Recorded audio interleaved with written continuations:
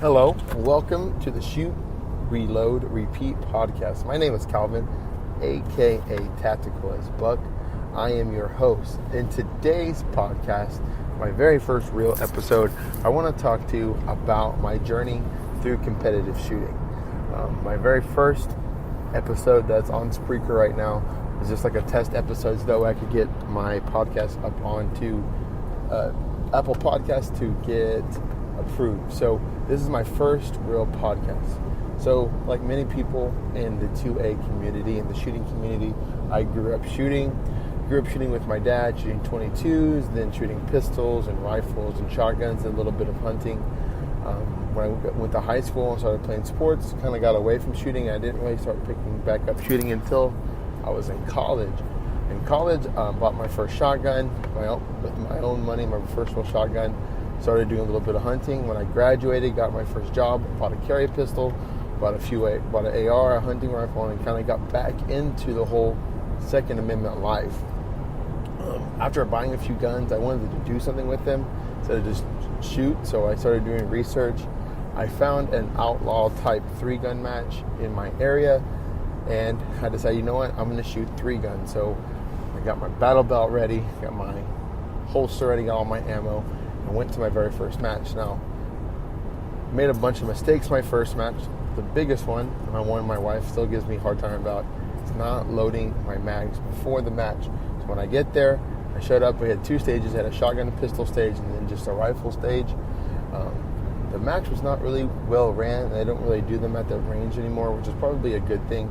So when I get there, I was the very first one to shoot, didn't have any mags loaded, anything ready, so I had to hurry, load my mags. At the time, I was shooting a Ruger P92, and if you don't know what a Ruger P92 is, Google it. It's not a terrible gun. It's a double action, single action handgun with about a 15-round mag capacity. The sights are probably like the only thing that aren't great. I got up there with all my mags loaded, shot okay with the shotgun, and shot all my pistol mags with the steel, and did terrible.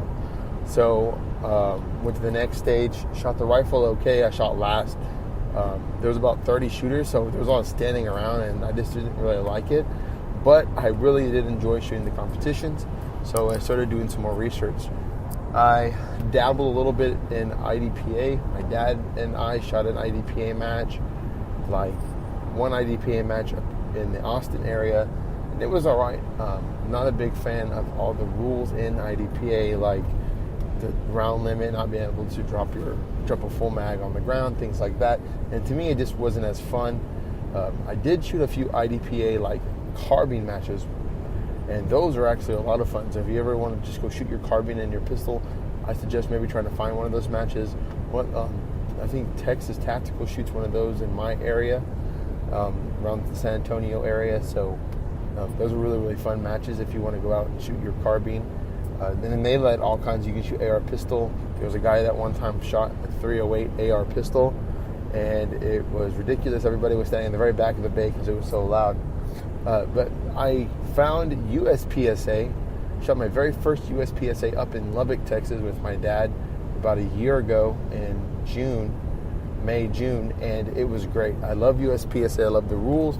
I love the freedom, and I loved all the different ways that you could shoot a stage. I started out shooting production. I only shot one match production, and then I switched to limited. I was shooting a Glock 17, the same Glock I'm still shooting today.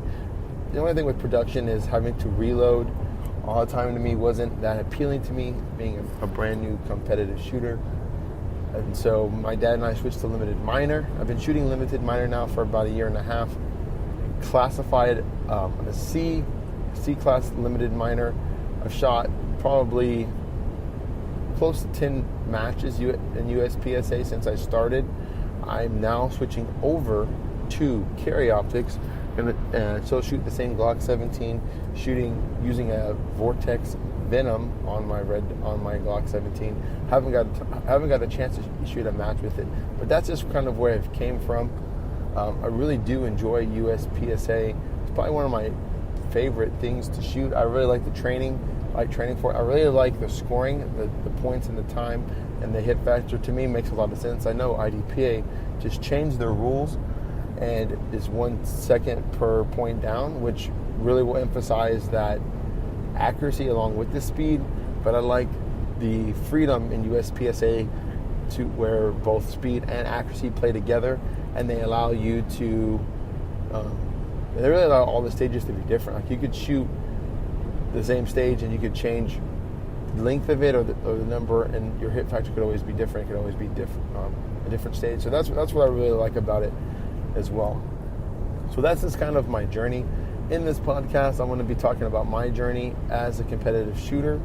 I recently just joined the Rudy Project shooting team, and I'm really excited about that. I was looking for something to push me. I'm a very driven type person. I'm a person that really needs that external push to kind of, get me out to practice, get me to get better.